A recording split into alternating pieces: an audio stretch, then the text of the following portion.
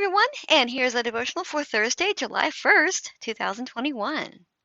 And Jesus went about all the cities and villages, teaching in their synagogues, and preaching the gospel of the kingdom, and healing every sickness and every disease among the people. Matthew 9:35. What is a miracle? Now, listen to this whole thing before you get fired up, because I was starting to get fired up before I saw this. I'm like, what? Okay. There is no such thing as a miracle to the soul who belongs to Jesus Christ.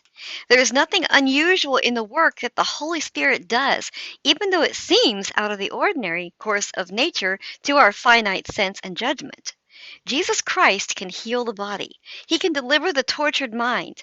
God grant us the grace to know our ignorance and to get out of the way with our limited knowledge so that we will let the Holy Spirit bring our majestic Christ face to face with the diseased, sick folk we have to face.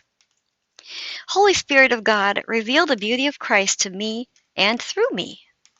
Suggested reading, Matthew 9:35-38. Now let me explain this, because I know when I first saw this, I'm like, what do you mean there's no such thing as a miracle?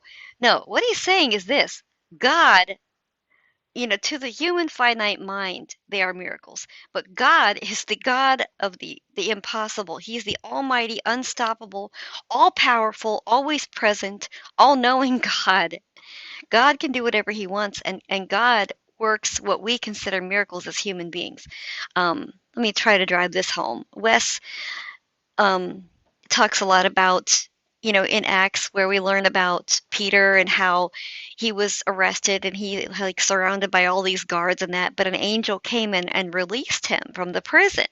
And so he walks to the house where the people are all there praying for him at the moment.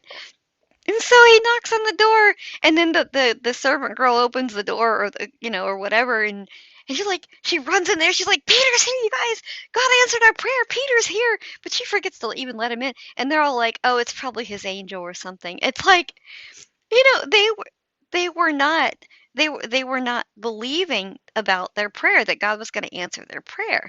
And Wes talks a lot about how when God does something miraculous, we are all surprised and everything, because we are so slow to actually believe that God's going to do what we ask him to do. So wow, Lord help us. So some of these are really convicting, but he's right. I mean, I agree with what he's saying here. I just felt that I needed to clarify that a little bit. So anyway, may the Lord bless you all and be with you till tomorrow.